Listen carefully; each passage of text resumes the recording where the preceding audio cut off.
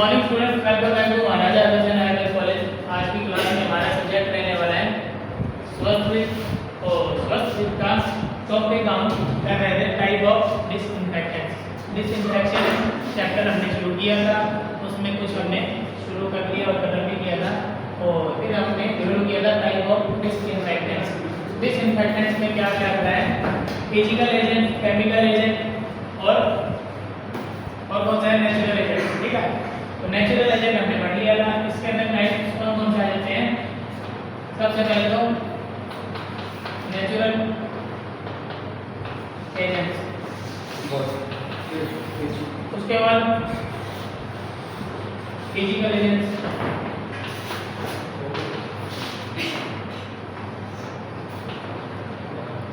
And third chemical agents.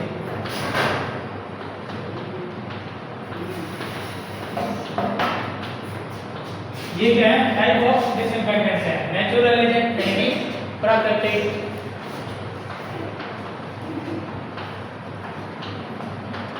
Physical agent भौतिक,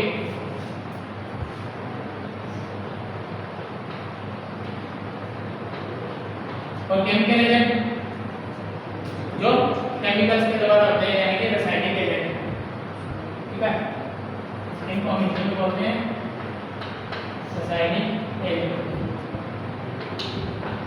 तो natural agent हमने शुरू कर दिया था। इसके अंदर हमने बात की थी जो नेचुरल एजेंट होते हैं, नेचर से जो प्राप्त होते हैं, जो प्रकृति से प्राप्त होते हैं, वो कौन कौन से होते हैं? एक तो सन, सूर्य, और हवा, एयर। ठीक है, सन एंड एयर। क्योंकि सन क्या है? मैंने आपको बताया था main source of energy and food.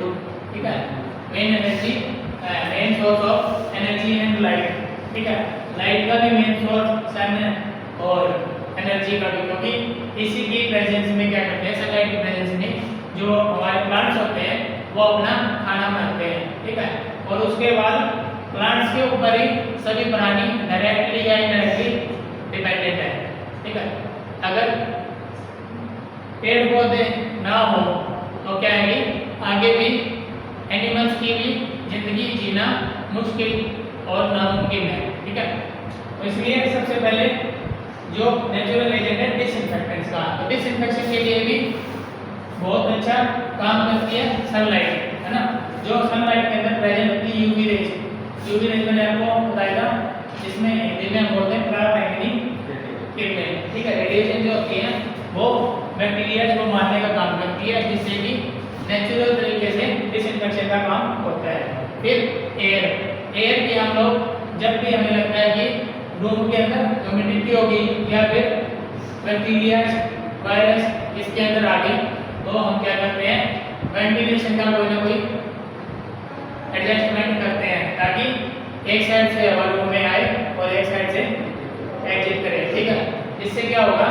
उसकी एक तो वेंटिलेशन होती है। वेंटिलेशन का फायदा यही होता है कि जो बैक्टीरिया वगैरह होते हैं, जो डिजीज कॉजिंग बैक्टीरिया होते हैं, वो बाहर चले जाएं और जो हमारे रूम का वातावरण है वो शुद्ध हो जाए। ठीक है, लेकिन एयर के बारे में मैंने आपको बताया था कि ये इतनी इफेक्टिव नहीं है जितनी सनलाइट होती है। ठीक है, इसमें कभी कभी कुछ बैक्टीरिया रह भी जाते हैं और कुछ चले भी जाते हैं। ठीक है, इतना मतलब स्ट्रॉन्ग फॉर्मूला एयर वाला नहीं है, इससे स्ट्रॉन्ग है सनलाइट का। ठीक है, अब हम बात कर लेते हैं फिजिकल एजेंट्स। फिजिकल एजेंट्स में सबसे पहले जैसे बॉइलिंग, जो पहला मेथड आता है इसके अंदर बॉइलिंग का। बॉइलिंग किसे कहते हैं? हम उबालना, किसी चीज को उबालना। बॉइलिंग मेथड जो है वो हम लोग नॉर्मली घरों में यूज करते हैं। जब भी पानी में इन्फेक्शन होती है, कोई अपने को लगता है इससे बीमारियां फैलती हैं, जो मतलब बैक्टीरिया या गंदा पानी होता है, तो उसको भी हम उबालने के लिए नॉर्मल से मेथड यूज करते हैं बॉइलिंग का। पानी को उबाल के पीते हैं। ठीक है, जब भी कोई ऐसी पेंडेमिक या एंडेमिक, ठीक है, तो एपिडेमिक वगैरह कोई भी बीमारी इस तरह की फैलती है, तो हम लोग क्या करते हैं? सबसे पहले यही एक हिदायत दी जाती है कि पानी को आप उबाल के पियो। ठीक है, अगर पानी वाटर पॉइजनिंग कोई बीमारियां फैली हुई हैं तो उससे क्या है कि बचाव के लिए हमें बॉइलिंग करनी पड़ती है। ठीक है, तो 5 से 10 मिनट तक उबालने से क्या है कि बैक्टीरिया मर जाते हैं। ठीक है, 5 से 10 मिनट हम पानी को उबालेंगे तो क्या होगा, बैक्टीरिया मर जाएंगे। बैक्टीरिया मर जाएंगे, लेकिन क्या कह रहे हैं, जो वायरस और स्पोर्स वो क्या है कि उबालने से नहीं मरेंगे। जो वायरस है, विषाणु और spores, virus and spores, virus को हिंदी में बोलते हैं विषाणु और स्पोर्स को बोलते हैं विषाणु। यानी कि जो बैक्टीरिया होते हैं कभी कभी क्या करते हैं, जब इनको खतरा महसूस होता है तो ये क्या करते हैं, अपने आप को एक छोटे से जैसे बीज होते हैं उस तरह से आकार का बना लेते हैं और अपने एक लेयर बना लेते हैं, जिसमें क्या होता है कोई भी डिसइंफेक्टेंट का काम नहीं कर पाता। ठीक है, उससे बचने अपने आप को बचा के रखने के लिए इनएक्टिव स्टेज में कर देते हैं। जो इनएक्टिव स्टेज है बैक्टीरिया की वही क्या है, स्पोर्स है। ठीक है, और इनका साइज और भी छोटा हो जाता है, जिससे कि क्या है कि इनको जल्दी से मारना थोड़ा सा मुश्किल हो जाता है। ठीक है, इसलिए जब भी हम उबालेंगे, बॉइलिंग करेंगे किसी चीज़ को, तो उसमें क्या होगा, बैक्टीरिया तो मर जाएंगे लेकिन वायरस और स्पोर्स नहीं मरेंगे। क्योंकि बॉइलिंग पॉइंट कितना होता है, 100 डिग्री सेल्सियस होता है ना, 90 डिग्री या 100 डिग्री। ठीक है, तो बॉइलिंग जो करते हैं हम लोग नॉर्मली 90 डिग्री या 100 डिग्री में करते हैं। ठीक है, लेकिन ये कम करते हैं, ये जब आप बहुत ही ज़्यादा हाई टेम्परेचर में इनको बॉईल करेंगे, यानी कि 160, 170, 180 डिग्री में जब इसको बॉईल करेंगे, तब ये वायरस और स्पोर्स भी मर जाते हैं। ठीक है, बीजाणुओं को नष्ट करने के लिए 100 डिग्री सेल्सियस से अधिक की तापमान की आवश्यकता होती है। ठीक है, और क्या कहते हैं, जबकि जो बॉयलर हमारे होते हैं जिनमें हम बॉयल करते हैं, जो हमारे वेसल्स होते हैं, जो बर्तन होते हैं, जो हमारे जो सेटअप होता है जो बॉइलिंग वाला, वो कहते हैं कि वो 90 डिग्री तक ही बॉयल करते हैं। ठीक है, इसलिए क्या करते हैं, उसके अंदर वायरस और स्पोर्स ये बचे जाते हैं।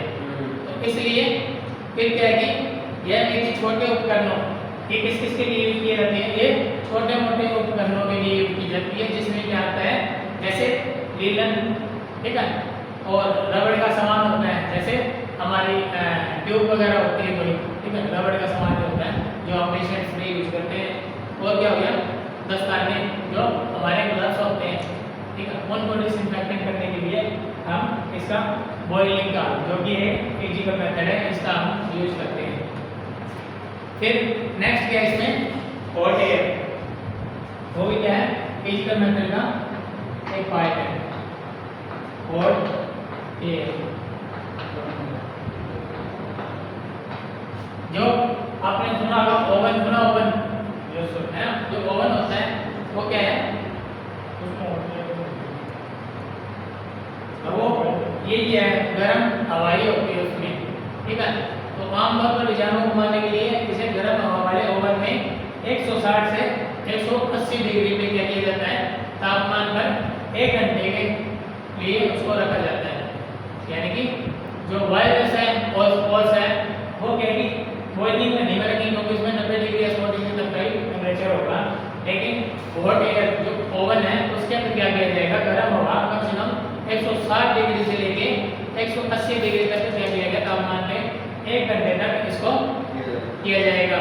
ठीक है, तो फिर जाके हम उम्मीद कर सकते हैं कि वायरस और जो स्पोर्स हैं वो भी मारे जाएंगे। अब ये क्या करें कि इसमें भेदन शक्ति नहीं होती। ठीक है, हॉट एयर है, लेकिन ये क्या करेंगे, जब आप सोचें कि मोटी मोटी चीज़ें भी हम इससे डिसइंफेक्शन कर लें तो वो पॉसिबल नहीं होता। जैसे भारी गद्दे गुद्दे होते हैं वो क्या है, उसे आर नहीं करेगी। ठीक है, तो हो सकता है कि इस ऊपर की शेडिंग ऊपर ऊपर तो क्या कि डिसइंफेक्शन हो गया, लेकिन उसके अंदर जो है बैक्टीरिया, वायरस या स्पोर्स हैं वो बच जाएंगे। ठीक है, तो अब ये करते किसके लिए हैं, जो हमने बॉइलिंग की है उसका याद रखना कि हम रबड़ की जो चीज़ें होती हैं मेनली उनके लिए बॉइलिंग मेथड का यूज करते हैं। और लेकिन गर्म हवा वाला मेथड हम किसके लिए यूज करेंगे, जो कि हमारी क्या क्या होगी, कांच के बर्तन जैसे ट्यूब्स वगैरह हमारी होती है ना, जो हम टेस्ट में उसमें टेस्ट वगैरह में यूज करते हैं, ब्लड सैंपल लेते हैं या कुछ भी उस तरह की जो ट्यूब्स होती है उसमें, फिर सिरिंज होगी हमारी, उसमें स्वैप क्या होता है, जो रुई का जो खोआ होता है जो हम यूज करते हैं ड्रेसिंग वगैरह में, ठीक है, रुई का पट्टी का, वो क्या है, स्वैप है। और फिर क्या है, ड्रेसिंग क्या करते हैं, ड्रेसिंग में मेरी पट्टियां वगैरह होगी, ठीक है। और क्या है, तेल होता है, वैसलीन होगी, या तीखे होते हैं जैसे हमारे निडल वगैरह होगी, उस तरह की चीजों को हम इसमें डिसइंफेक्टेंट करेंगे, हम करेंगे हॉट एयर वाटर, ठीक है। फिर नेक्स्ट मेथड आ गया बर्निंग, तीसरा, ये भी फिजिकल का है,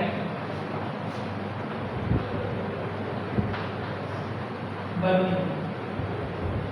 और इसका दूसरा नाम होता है इंसिनरेशन, इसको क्या कहते हैं, इंसिनरेशन। इसमें थोड़ी सी स्पेलिंग इसकी गलती लिखी हुई है बुक के अंदर, इनकैग्नेशन ऐसा कुछ लिखा हुआ है, इंसिनरेशन इसकी आप स्पेलिंग चेक कर लेना एक बार। ये क्या है, सीधा आग में जिस चीज को हमने यूज कर लिया उसको जला दिया जाता है, जैसे प्रत्यक्ष रूप से जलाना। हाँ, पहले क्या होता था, पुराने टाइम में डिस्पोजल सिरिंज निकल वगैरह नहीं आते थे, है ना, तो या फिर आप जैसे मान लो इसमें क्या किया था, पहले लोग क्या करते थे, एक ही नीडल को कई पेशेंट में यूज करते थे, ठीक है। फिर इंसिनरेशन वाला मेथड आया, वो क्या करते थे, सीधा फेंक देते थे, तो उसको क्या है कि कुछ लोग यूज कर लेते थे, ठीक है। अब क्या आया मेथड, बर्निंग का। उसके अंदर क्या होता है, एक इतना बड़ा इंस्ट्रूमेंट होता है, उसके अंदर सीधा उसको नीडल को ऐसे जलते हैं, वो साथ ही साथ जल के राख हो जाती है, ठीक है। या फिर कोई भी और इंस्ट्रूमेंट कुछ ऐसे जो हमने यूज कर लिया, उसके बाद उसका जो डीकंपोज करेंगे, डिसइंफेक्टेंट करेंगे, वो क्या है, बर्निंग में करेंगे, जलाना या भस्म करना है। इसका मतलब क्या है, जलाना या भस्म करना। तो यह दूसरी सामग्री को क्या करता है, भस्म में जलाकर नष्ट करने के लिए भी है, ठीक है। जैसे जब ऑपरेट होता है किसी का, सर्जरी होती है, तो उसमें क्या कि अगर कोई पेशेंट हेपेटाइटिस का है या एड्स HIV का है, ऐसी घातक बीमारियों से ग्रसित होता है जो फैलने वाली होती है, उसके अंदर भी क्या किया जाता है, जो इंस्ट्रूमेंट उसके यूज किए हैं उसको भी इस तरह से खत्म कर दिए जाते हैं, ठीक है, ताकि वो लोग दूसरे व्यक्ति तक ना हो सके। फिर क्या है, उसके उदाहरण के लिए कह रहे हैं कि जो दूषित ड्रेसिंग, ऐसे व्यक्ति जिनसे फैलने वाले रोग हो सकते हैं, उनकी ड्रेसिंग को, स्लैब को, बोझ को और कोई सस्ती वस्तु है उनको जला के खत्म कर दिया जाता है। ये भी मेथड डिसइंफेक्टेंट का है। और कौन सा डिसइंफेक्टेंट का है, फिजिकल एजेंट है, ठीक है। हाँ जी, बोझ पट्टियों की इस तरह से जो पट्टियाँ होती है उसको मोड़ के इस तरह से घुमा के थोड़ा थोड़ा इस तरह से, मतलब कॉटन टाइप बना दिए जाते हैं इसको, ठीक है। जब किसी की चोट वगैरह लगती है या किसी की ड्रेसिंग की जाती है, उस पर जो विटामिन वगैरह लगा के फिर ऊपर रख के फिर पट्टी बांधी जाती है, तो उसको बोझ पीस कह देते हैं, ठीक है। तो नेक्स्ट क्या आ गया, ऑटोक्लेविंग। ये चौथा मेथड आ गया इसी का, फिजिकल एजेंट का, ऑटोक्लेविंग। ये क्या होता है, हाई टेम्परेचर, ये स्टेबलाइजर है और ये हाई टेम्परेचर पे काम करता है। जैसे एग्जांपल के लिए आप ऑटोक्लेव को मान सकते हो, जैसे आपका मोमोज बनाने वाले वो जो होती है ना, मोमोज बनते होते हैं क्या आपने, स्टीमर जो होते हैं वो 3-4 बर्तन से रखते हैं नीचे पानी, उससे भाप जाती है, तो उस तरह का ऑटोक्लेव, मतलब इसके जो हमारे मेडिकल लाइन में यूज होते हैं वो थोड़े बड़े बड़े होते हैं, ठीक है, मशीन टाइप में होते हैं कुछ। लेकिन आप एक एग्जांपल के तौर पर समझने के लिए आप जो मोमोज वाली जो ऑटोक्लेव होती है उसको दिमाग में रख सकते हो, ठीक है।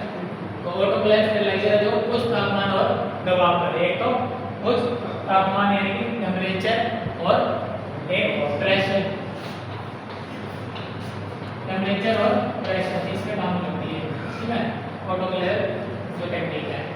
फिर क्या है, दबाव में भाप उत्पन्न करते हैं जो सबसे प्रभावी स्टरलाइजिंग एजेंट है। ठीक है, क्या होता है, प्रेशर बनता है, प्रेशर से क्या होती है, भाप बनती है, फिर वो भाप क्या करती है, स्टरलाइज करती है।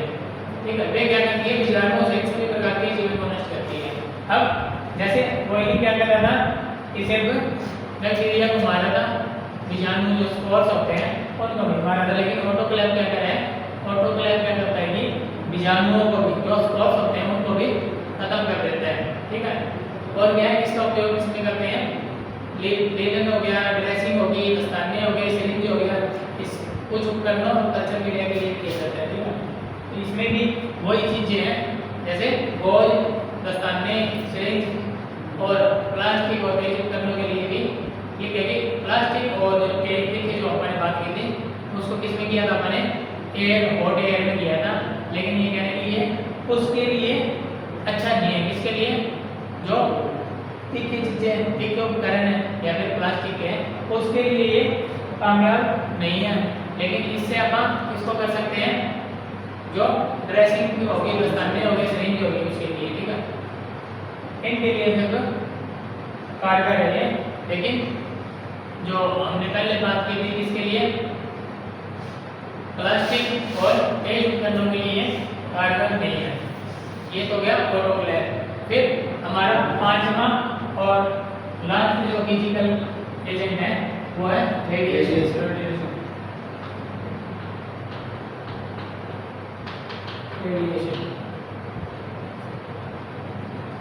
रेडिएशन क्या होती है, किरणें, है ना? हाँ, जैसे यूवी रेज होती है, रेडिएशन में भी जो डेल्टा रेज होती है इसमें सबसे कारगर होती है। तो रेडिएशन की किरण से पहले क्या है, निष्क्रिय की जाने वाली वस्तुओं को प्लास्टिक के जरिए में लगाया जाता है। जब भी हम जो रेडिएशन उसमें पास कराएंगे, सबसे पहले उसको क्या करेंगे, किसी चीज को प्लास्टिक की थैलियों में बंद कर दिया जाएगा। ठीक है, और क्या करेंगे फिर, आयनीकरण, आयनाइजेशन जो रेडिएशन होती है उसमें क्या है, शक्ति क्या है, जो आयनिक रेडिएशन होती है उसमें कहते हैं वेधन की शक्ति ज़्यादा होती है आयनिक रेडिएशन में। ठीक है, होती है क्या है, कि नहीं होती है, बस अलग अलग इनका नाम है।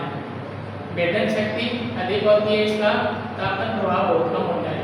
वेधन की शक्ति तो ज़्यादा होती है, लेकिन जो इसका टेम्परेचर होता है वो कम होता है। ठीक है, तो ये विधि क्या है कि सबसे प्रभावी है रेडिएशन वाली, लेकिन ये महंगी भी होता है। ठीक है, कॉस्ट इसका ज़्यादा पड़ता है। फिर गैस स्टरलाइजेशन की व्यवसाय विधि आमतौर पर गामा विकिरण द्वारा की जाती है। इसमें जो गामा रेडिएशन होती है वो सबसे ज़्यादा यूज की जाती है। तो ये यूज किसके लिए कर सकते हैं हम, पट्टियों के लिए, ड्रेसिंग के लिए, कैटगेट के लिए। कैटगेट क्या होता है, सुना किसी ने कैटगेट का नाम? कैटगेट होता है जो हम स्टिच जो लगाते हैं, स्विचिंग जो करते हैं, ताकि जो लगते हैं उसमें जो एक प्रकार का धागा होता है वो कैटगेट बनता है। ड्रेसिंग पट्टियाँ वगैरह जो होगी, पट्टियाँ चेंज कर ठीक है। और ये कैटगेट हो गया, ये एक प्रकार का स्विचर है, जो है स्विचर बोलते हैं, स्विचिंग बोलते हैं इसको, टांगों को जो स्टिच लगते हैं हाथ के लोकेशन में, तो वो एक टाइप का कैटगेट उस तरह का नाम है कैटगेट। ठीक है, फिर से दोबारा से यूज कर लीजिएगा, अगर दोबारा यूज कर लीजिएगा नहीं, अगर हो सकता है, अगर मान लो किसी ने खुला छोड़ दिया वैसे हो गया तो पैकिंग से डायरेक्ट यूज करते हैं आप। ठीक है, उससे पहले ओपन नहीं करते। हो सकता है किसी ने ओपन छोड़ दिया या अपने को शक लिए डिसइंफेक्ट हो गया तो उसके लिए। ठीक है, तो और किसमें कर सकते हैं, शल्य चिकित्सा उपकरणों के लिए। अब सर्जरी में जो चीज़ें यूज होती है उनको भी हम आयोनाइजेशन रेडिएशन करती है उसके द्वारा डिसइंफेक्ट कर सकते हैं। ठीक है, फिर आ गया तीसरा एजेंट हमारा केमिकल एजेंट, ये वाला जिसे हम क्या कहते हैं, रसायन। ठीक है, इसके अंदर केमिकल्स है। ठीक है, केमिकल्स में क्या है, सबसे पहले तो आ गया एल्कोहल। ठीक है, एल्कोहल हम यूज करते हैं डिसइंफेक्टिंग के लिए, और जब हम इसमें जब हाथ वगैरह साफ करते हैं कोविड में सैनिटाइजर यूज किया था, इसमें भी इथाइल अल्कोहल जो होता है वो हम यूज करते हैं सैनिटाइजर में भी। ठीक है, तो इसकी क्रिया विधि क्या करें, अल्कोहल जो है वो कोशिकाओं को बैक्टीरिया होते हैं उसको सुखा देता है सेल्स को, और झिल्लियों को बाधित करता है, यानी कि उसकी जो झिल्ली होती है, जो मेम्ब्रेन वगैरह होती है, उसको तोड़ देती है। प्रोटीन की जमाव का कारण बनती है, प्रोटीन उसमें जम जाता है। तो क्या करता है, उसमें उदाहरण में क्या होता है, इन्होंने इथाइल अल्कोहल, एथिल लिखा हुआ है इन्होंने, लेकिन ये होता है इथाइल अल्कोहल।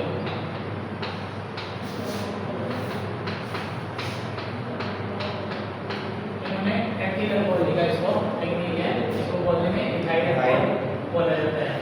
फिर ये क्या कर रहा है, ये त्वचा कीटाणुनाशक है, जो मैंने आपको पहले बताया सैनिटाइजर जो होता है उसमें क्या इथाइल अल्कोहल होता है, वो क्या त्वचा का कीटाणुनाशक होता है। ये वायरस और सभी प्रकार के गैर बैक्टीरिया के खिलाफ सक्रिय है, ठीक है। तो ये क्या है कि जो वायरस है और जो जिनमें स्पॉट्स नहीं होते हैं उन बैक्टीरिया के लिए क्या कहते हैं, अच्छा सक्रिय है। फिर ये तो हो गया अल्कोहल, इथाइल अल्कोहल में आएगा।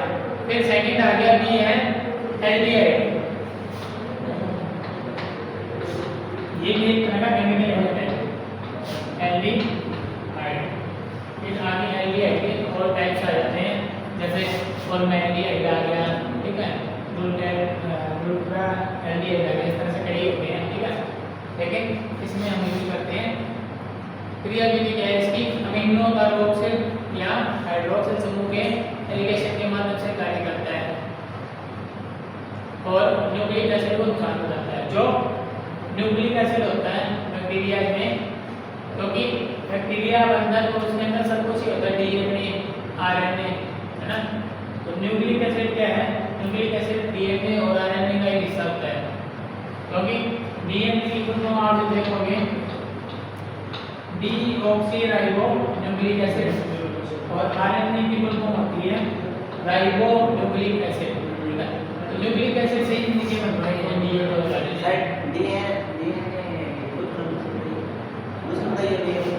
डीऑक्सीराइबो न्यूक्लिक एसिड डीएनए की फुल फॉर्म है और राइबो न्यूक्लिक एसिड आरएनए की फुल फॉर्म है, ठीक है। तो इसके अंदर ये क्या करता है, न्यूक्लिक एसिड को नुकसान हो सकता है, न्यूक्लिक एसिड को नुकसान हो जाएगा तो बैक्टीरिया और वायरस अपने आप मरेंगे। ये क्या करते हैं, बीजाणुओं सहित सभी सूक्ष्म जीवों को मारता है। अब ये क्या करते हैं, जो एल्डिहाइड है, ये क्या करते हैं, जो बीजाणु जिसको बोला है स्पोर्स को, इनएक्टिव स्टेज होती है बैक्टीरिया की, ठीक है, उसको भी मारने का काम करता है। इसमें इन्होंने फिर एग्जांपल दिया है फॉर्मल्डिहाइड, जो हम फॉर्मलिन यूज करते हैं, और एक है ग्लूटन एल्डिहाइड, ठीक है, ये दो इसमें यूज करते हैं। फॉर्मलिन कॉमनली आपको सुनने में नहीं मिल जाएगा, मैंने आपको उस दिन भी बताया था, जो डेड बॉडी अगर हम रिजर्व पे करते हैं मेडिकल कॉलेज में, उनको हम कैडावर बोलते हैं, ठीक है, उसको डेड बॉडी नहीं बोलते हैं, उसका नाम फिर हम जो लैब में यूज की जाती है उसे कैडावर बोलते हैं, उसको प्रिजर्व किया जाता है। अगर उसको जैसे मान लो किसी का एक्सीडेंट वगैरह हो गया, किसी ने दान कर दिया बॉडी, उसको सीधा लाके रैक में रख देंगे तो वो क्या होगा, खराब हो जाएगी, डिकम्पोज होनी शुरू हो जाएगी, फिर वो स्मेल करेगी, बैक्टीरिया बीमारियाँ फैलाएगी। तो उसमें क्या करेंगे हम, एक जैसे एटीपी टाइप बना लेते हैं, उसमें फॉर्मेलिन डाल देते हैं पानी मिला के, तो उसके अंदर छोड़ देते हैं, जिसमें क्या होता है, हाँ, तो ये जो प्रिजर्व किए जाते हैं फॉर्मेलिन नहीं होता है इसमें, ठीक है। तो फॉर्मेलिन क्या करता है, जो बैक्टीरिया वगैरह होते हैं उनको मारता रहता है, फिर क्या है कि डिकम्पोज नहीं होने देता है इसको, ठीक है। तो फॉर्मेलिन हो गया, ग्लूटामाइन हो गया।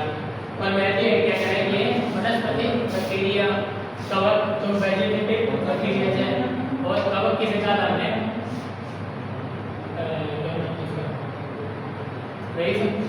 कवक किसे बोला हमने, एक से पढ़ गए हैं,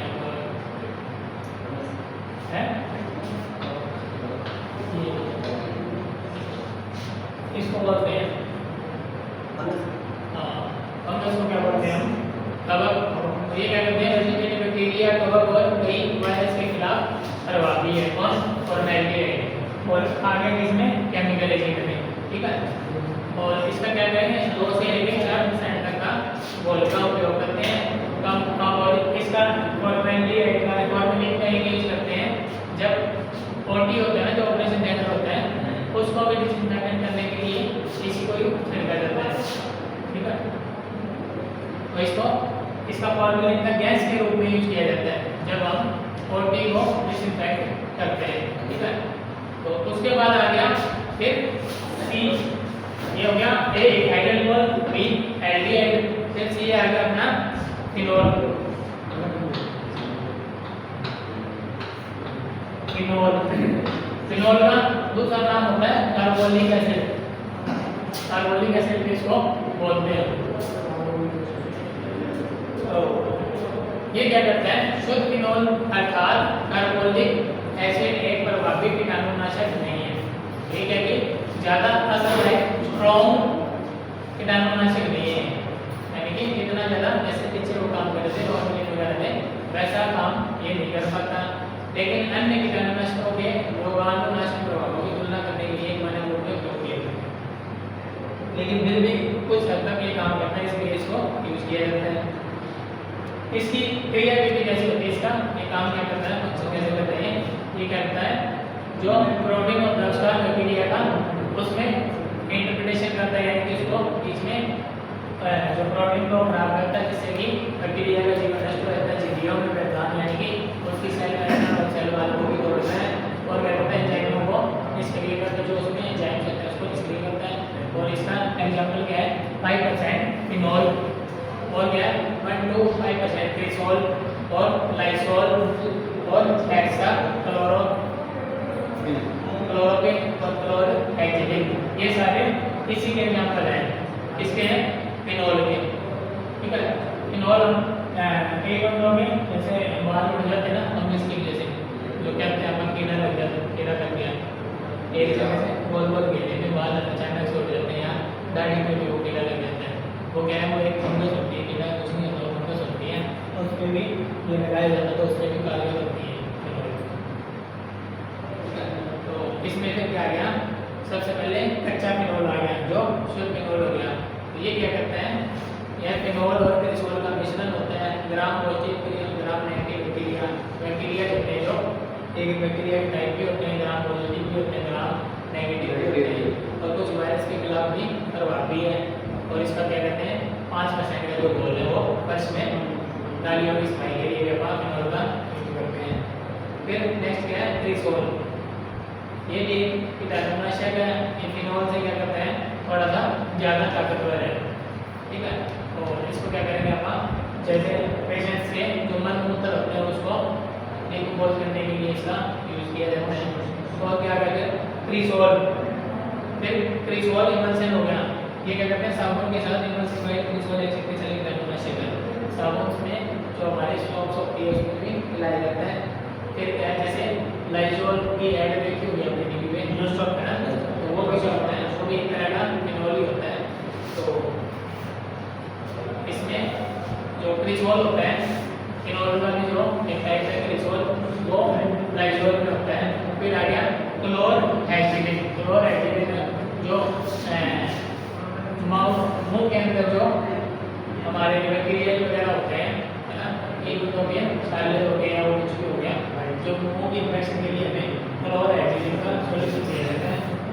या तो क्रीम की मुंह से लगा लो या फिर उसके कुल्ले करने होते हैं, ठीक है, उसकी कुल्ली करनी होती है, मुंह में लगा के दार गैंडी होती है, तो उसमें क्या होता है क्लोरहेक्सिडिन होता है। अगर आप उसकी कंपोजिशन देखोगे उस ट्यूब की या उस सॉल्यूशन की, तो उसमें भी क्लोरहेक्सिडिन आपको मिलेगा। टैबलेट क्या होती है? हाँ, उसमें टैबलेट का ये तो टैबलेट की फॉर्म में नहीं होता क्लोरहेक्सिडिन, तो सॉल्यूशन ही है ट्यूब की फॉर्म में होता है। लेकिन छाले के लिए जैसे मल्टीविटामिन में नॉर्मली यूज करते हैं, मल्टीविटामिन जो बी कॉम्प्लेक्स होता है वो, हाँ, फिर आ गया क्लोरोऑक्सीफेनोल। ये क्या है, डेटॉल का नाम है। क्लोरोऑक्सीफेनोल क्या है, डेटॉल जो हम यूज करते हैं साबुन की फॉर्म में या सॉल्यूशन की फॉर्म में, वो उसका जो केमिकल फॉर्मूला होता है वो क्या होता है, क्लोरोऑक्सीफेनोल, ठीक है। तो ये क्या करता है, स्ट्रेप्टोकोकाई। स्ट्रेप्टोकोकाई भी एक टाइप का बैक्टीरिया होता है, मैंने आपको बताया था। स्ट्रेप्टोकोकस, स्टेफाइलोकोकस कई प्रकार के बैक्टीरिया होते हैं, उसमें एक है स्ट्रेप्टोकोकी के विरुद्ध सक्रिय कौन है, डेटॉल। तो कुछ ग्राम नेगेटिविटी के खिलाफ भी कारगर है। इसका घोल क्या होता है 5% जो घोल बनाते हैं, आपका इसका प्लास्टिक उपकरणों के लिए भी और कीटाणुनाशकों के लिए भी उपयोग किया